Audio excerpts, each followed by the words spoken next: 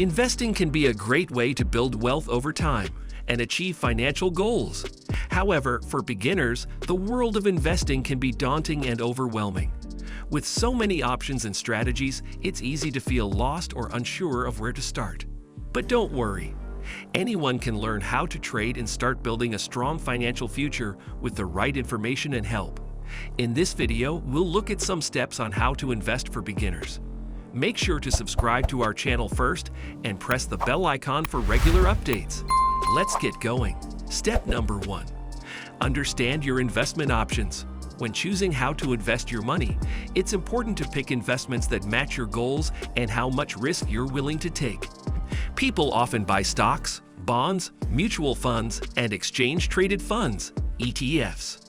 Stocks are pieces of a single company's capital that can be bought through mutual funds, while the bonds are loans to companies or governments.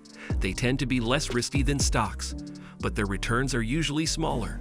Mutual funds put together a variety of investments into one package. This helps spread out the risk and is usually safer than buying individual stocks. Another option is exchange-traded funds, like mutual funds, but they trade like stocks all day long. They can be a good choice for new buyers or those with small budgets. Both mutual funds and ETFs can be indexing funds. Before making a choice, it's important to know the danger and possible return of each investment. Step number 2. Pick an investment strategy. Your financial plan's success depends on several things, such as your savings goals, the amount of money you need to reach them, and how long you have to reach them. If you want to save for something more than 20 years away, like retirement, you can put most of your money in stocks. But choosing individual stocks can be hard and take a lot of time.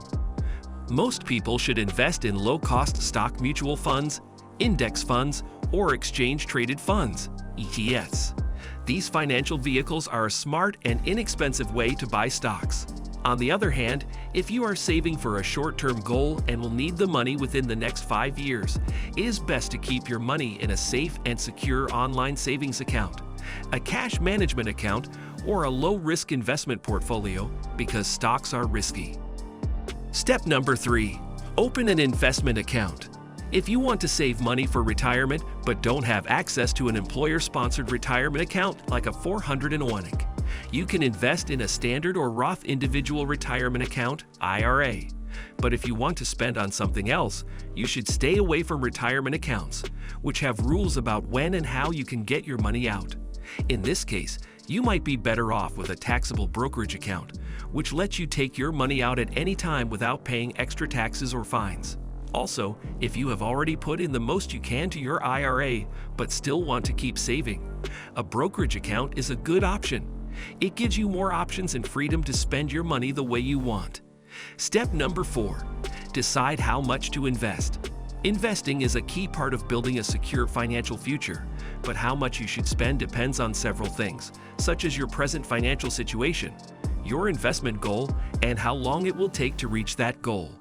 Retirement is a popular investment goal, and a good rule of thumb is to put away between 10% and 15% of your income each year for retirement. Even if this amount seems impossible right now, it's a good idea to start with a small payment and slowly increase it over time. For other business goals, like buying a home, traveling, or getting an education, it's important to think about how long it will take and how much money you'll need. To reach your goal, you can work backward to divide the amount you need to spend into smaller amounts you can put away each month or each week. Step number 5. Start investing as early as possible. Investing early in life is a great way to make a lot of money, thanks to earnings that keep adding up.